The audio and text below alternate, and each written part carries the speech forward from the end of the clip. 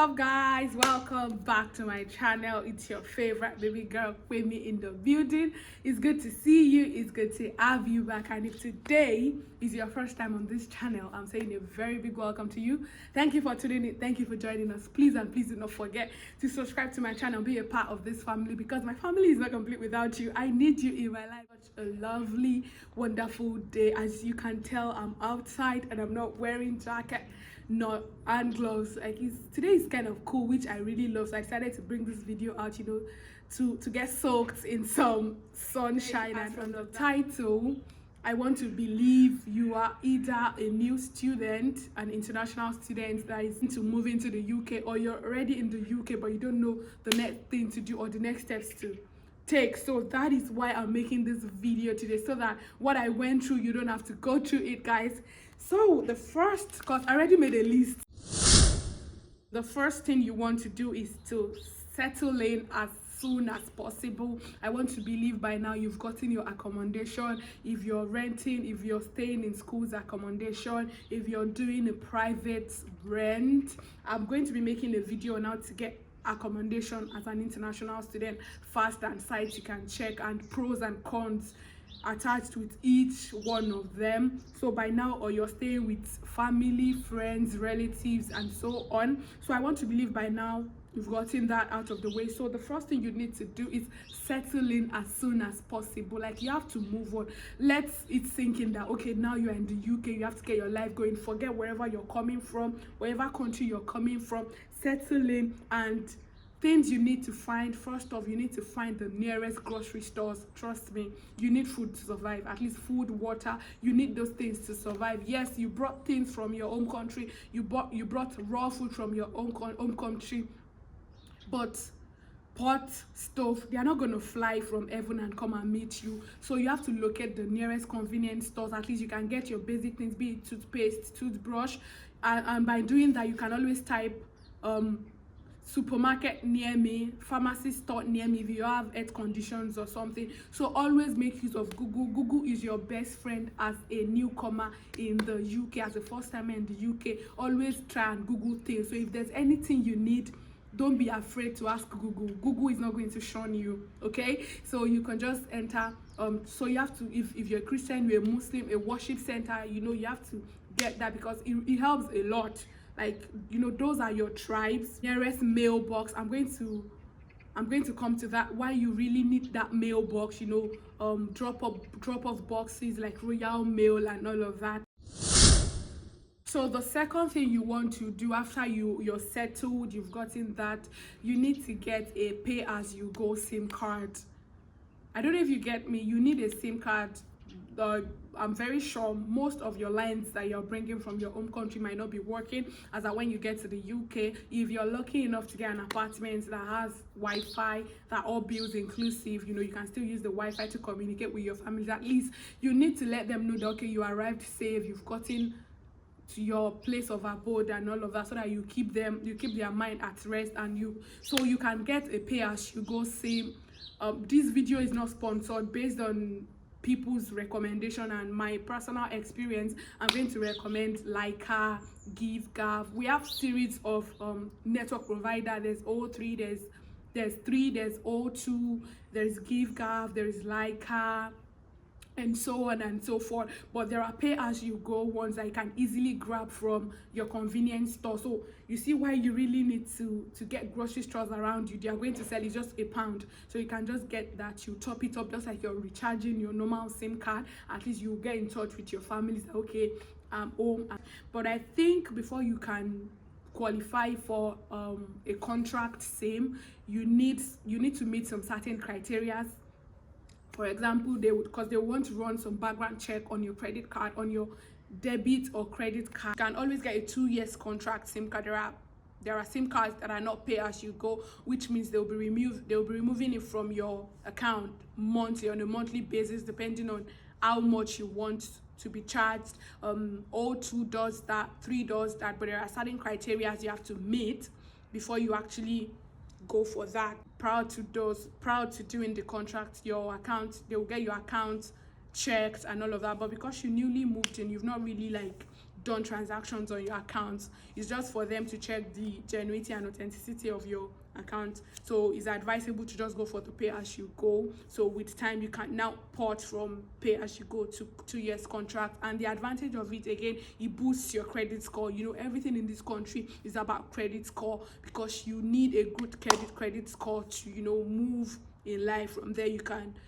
From there, if you're doing a phone contract, you can get a normal like phone, tablets, other things from there, and you pay small.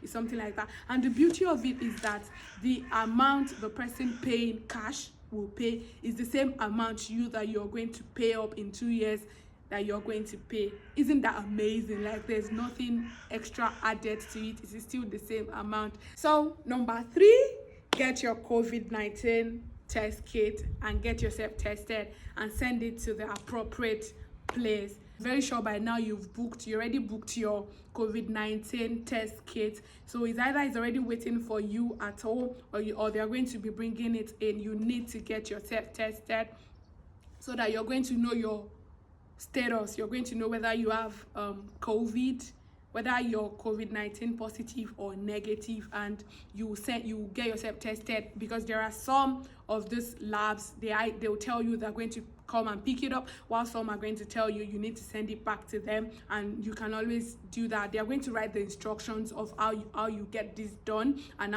how you're going to the collection or the delivery. So number 4, collect your BRP card from your drop-off point. I want to believe when they sent you your visa, when you got your visa, it's going to be included in your letter where your BRP is going to be sent or dropped, because that, you know, you already imputed where you want your BRP to be collected from. So you need to get your BRP card as soon as possible, because trust me, without the BRP card, there are so many things that is going to be pending for you, and you don't want that. You want to move fast, you want to move forward as soon as possible. So make sure you get your BRP card from it's either it's sent to your house or you are picking it up in your school or elsewhere. So make sure you get that. 5, you have to register for your NIN. That is your national insurance number.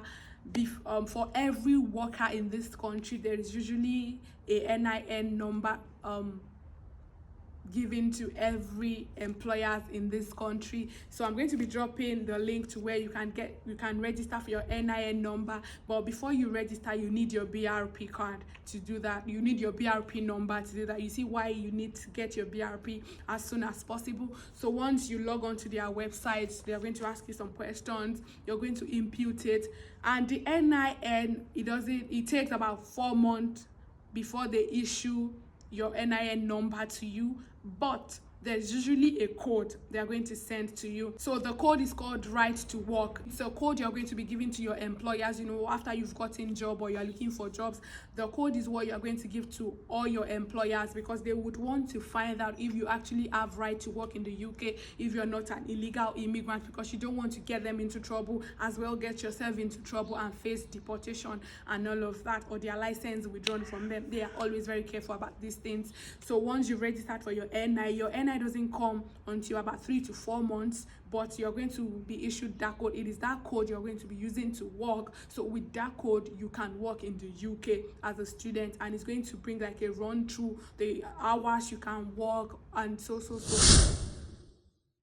You need to register at a GP near you, not just any GP, a GP that is near you, because come to think of it, you are not feeling fine. You don't want to start stressing yourself to be traveling miles just to go to the hospital. No, it does not make sense. So you need to get yourself registered in a GP near you, at least 6 houses to your house, or a trackable distance for you in case of emergency, or in case if that makes sense. And there are some people that automatically they get assigned to GPs, because the GP is going to send a letter to you. Most times as a student, you get registered to your university hospital. But what if your university hospital is quite far from where you're staying? You don't want that. You don't have to panic, you don't have to freak out. All you need to do is take the letter that was sent to you. You're going to get your tenancy agreement and any letter that carries your house address and the letter was addressed to you,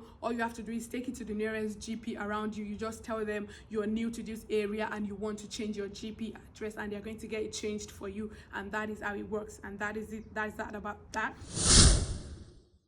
You need to open an account because mostly things are run, businesses, services, everything are run cashless. Like they run a cashless policy kind of movement. So you need an account, to get on the bus, to buy stuff, to do this, to do that. You really need a debit card to do stuff like that. So you need to register. You need to open an account. And if because you're just coming in, you might not be able to open a proper bank account. There are online bank accounts you can open. We have Monzo, there's TransferWise. I was unable to open Monzo when I newly came in. I opened TransferWise, and I can tell you for a fact it's been amazing. This video is not sponsored. I'm just saying what it's been like for me. So, and it's been good, and I'm still using it up to now, so you can get yourself together. And the good thing about the online banks is they even issue debit cards. So as long as you register with them, all you need your international passport, then your Vignet sticker, and that is it. They're going to open the account for you. You already have your account number, your sort code in case they want to send money to you from your country, or you want to move on and get things. And after 2 or 3 days, you're going to send your debit card to you, and you can start using that prior to when you'll be able to open a normal bank account. And when you want to open your bank account, your normal bank account, we have different banks. We have Lloyds, there's HSBC, there are loads and loads. There's NatWest. So all you need to do is you need your BRP card, you need a student letter from your school, and it's always on your student's page or student profile. You just go to your profile, you fill some questions, you fill some questionnaires, and the letter will be generated for you, and you just input the bank. You just input the bank that you want to open. I opened Lloyds, so you just input it, and they will generate the student letter for you. You're going to get it printed, and you take it to the bank with your international passport. And they've made life so easy that you can start your application online. You just apply online, you book an appointment, because everything in this country, almost everything in this country, has to do with appointments. You cannot just walk in. There are so many walk-ins like that. Everything is based on appointments. So you just book your appointment. After you've done the online part, you just go to the bank, they capture, I think, thumbprint, and that is all. You get your account number, they send you your debit card. Get your COVID-19 vaccine. If you're coming from your home country and you've not had your first or second jab, or you've not had your COVID vaccine, you really need to get your COVID vaccine. You can register to get your COVID vaccine on nhs.gov.ng. I'm going to be leaving the link to the things I've mentioned in the description box below. So you just register with your NHS number and your date of birth, and that is it. So you see areas, and you'll be asked to input your address.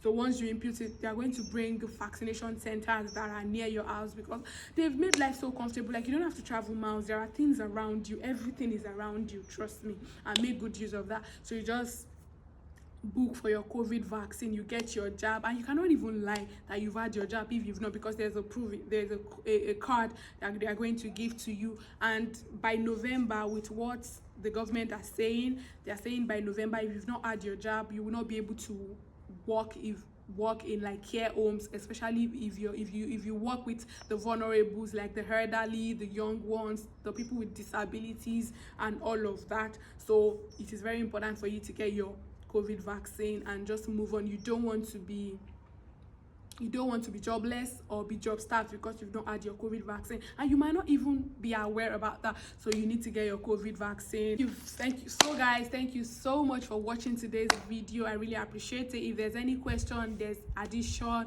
or subtractions concerning this video, please feel free to drop them in the comment section. Let's rub minds together. Let's share our ideas together. No man is an island of knowledge, guys. And if there's any question you want to ask me, you don't feel comfortable dropping it in the comment section, you can DM me on Instagram. I'm going to be dropping my social media handles in the description box below. Feel free to reach out to me, and I'll be willing and more than happy to help out. Thank you so much. So if you are still watching me as I'm talking and you're yet to subscribe to my channel, please, I'm begging you, you see that subscribe button, smash it, be a part of my family, because my family is not complete without you.